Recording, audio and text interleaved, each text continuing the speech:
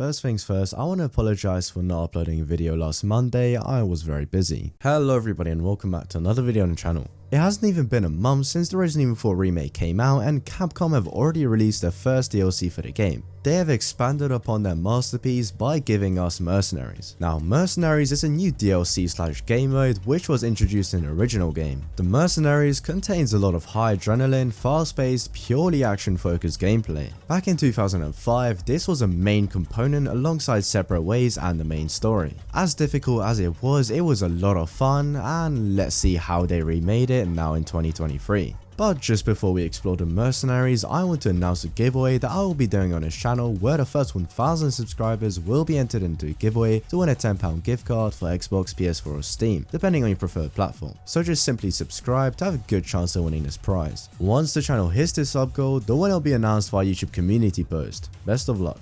If you have the RE4 Remake and you want to play Mercenaries for yourself, make sure before you launch the game you actually have installed. This is the mistake that I ended up making, but it wasn't too much of a problem as I installed the DLC while playing the game and I just had to restart the game. I think it is important to note that this DLC is for free as long as you have the actual game. As you load up the Mercenaries, you are greeted with a very nice theme song. As you press the play button, the music then intensifies and switches the beat slightly. This is a nice touch. I'm not sure if the original did the same. For now at least, you have a selection of 3 maps. The village, the castle and the island, as well as having a selection of 4 characters that you unlock along the way with each map. All of the characters can be played on any map. The first character that you get to play as is Leon. Leon is an all-around balanced fighter. During mayhem mode, his abilities including attack power and speed are greatly increased. In terms of his setup, Leon has a decent pistol with a laser sight attached to it, as well as having a very nice semi-automatic rifle. With this rifle, you do get a scope as well as a riot shotgun. In terms of Leon's weapon selection, he probably has the best except from Hunk. Having a pistol, rifle and a shotgun all in the same setup makes him very versatile at short range, long range or medium range. And also all of these weapons do a very decent amount of damage, including the pistol but especially the shotgun and the rifle. Unfortunately, to balance all this out, I do have to say that Leon has the weakest mayhem mode by far. I mean, don't get me wrong, increasing attack power and speed is a very good thing, it's just compared to all the other characters it is very weak. But to be fair to Leon, speed can be very useful, especially in a big open map like Village. Coming in next is Luis. Luis has good firepower but weak close quarter abilities. During mayhem mode, he can set dynamite with control which explodes after a certain amount of time or when shot. One thing that this description fails to mention is that you can place an unlimited amount of dynamite as long as the mayhem mode is active.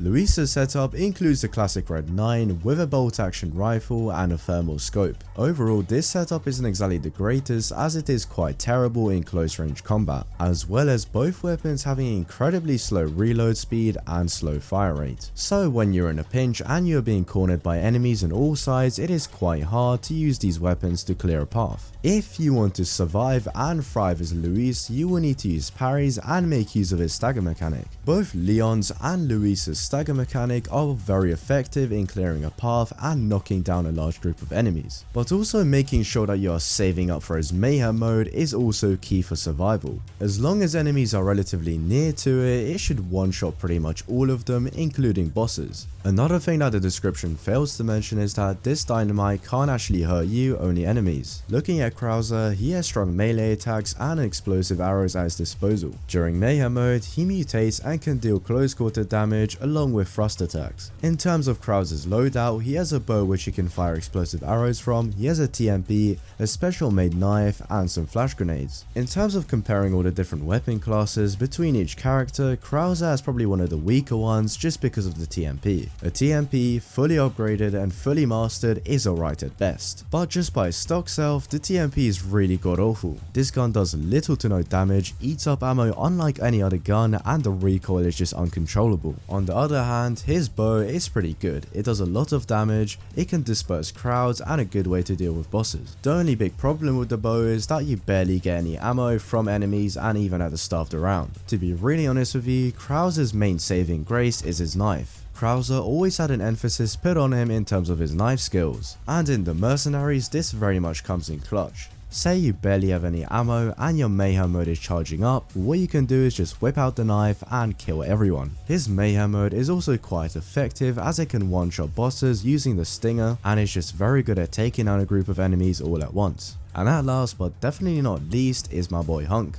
Homie Hunk not only has a high performance submachine gun but also a unique melee attack that can kill instantly. But best of all, during mayhem mode he gains unlimited ammo. He comes stocked up with a 60 round capacity sick SMG as well as some frag grenades. Whilst he doesn't exactly come with the biggest selection, his SMG is insane and really the only thing you need. When you put Hunk into an actual match, you can really see just how unstoppable he is. Apart from looking cool, his insta-kill stagger mechanic isn't really useful on normal enemies as it takes a lot of time to perform. So for them, you're just better off using his SMG, which has a very large ammo capacity and you receive a lot of ammo as well. Save your insta-kill mechanic for bosses at a later round or when you want to be immortal. Running out of ammo with Hunk thankfully will probably never happen to you, especially because his mayhem mode is unlimited ammo. One thing you might want to keep in mind when playing Hunk is that his flash grenades cause an instant stagger effect. This can be very useful against bosses. Sometimes it can be quite difficult to get a high score with Hunk, but he is by far the easiest character to use and one of the most powerful. But I think that's enough time on the characters, so let me talk about the maps, what are their pros and cons, their general layout, and any extra tips I have for them. Starting off with the village, this is the first location that you unlock and can play in and should be the one that you're the most confident with. This map is definitely the most open of the three, having a lot of different paths you can take and therefore you can get pretty high rounds in this. Having access to a rooftop via ladders is very useful for getting out of a pinch. You can always camp on this rooftop before you get overrun and you can just knock out the ladder for anyone trying to get up. Because of this map's very large and open nature, it can be very quick and easy to start a combo streak.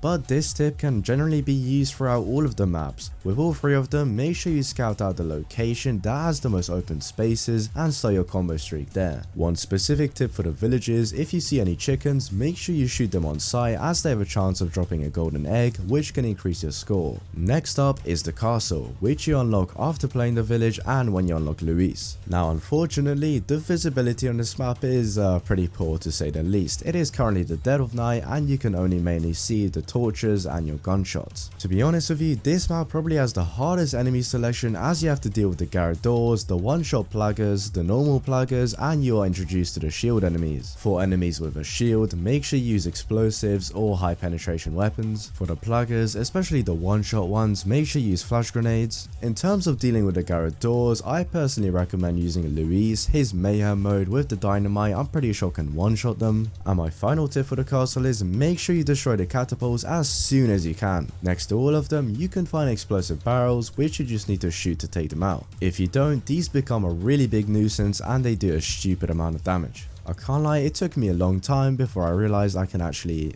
well, deal with them. But anyways, moving on to Rylan. This is a map where you can find yourself getting cornered pretty easily, so make sure you have explosives at hand. There are 2 heavy machine guns that you can use on the map at your disposal, but do be aware they run out of ammo quickly and there is a cooldown. Make sure you make use of the drop mechanic, the ladder, and going into open spaces. And when the geezer with the RPG starts rolling in, make sure you keep moving. I learned this the hard way. In all of the maps, you can find boxes and crates full of ammo, grenades, and healables. For this map, my tip is before the enemy count really starts to take off, make sure you destroy all these crates and boxes. This is because the majority of these crates and boxes are in locations which are pretty cramped and are not ideal for large crowds. For our ending bonus tip, Krause's knife has infinite durability, so really don't be shy when using it. This is pretty much all you need to know if you want to start playing the Mercenaries DLC for yourself, and maybe even doing well on the leaderboards. Yeah, I'm not really sure on the last part, but you can always try. But anyway guys, this is currently it for me. I do hope that you enjoyed. Make sure to like and subscribe, and I will see you guys in the next video.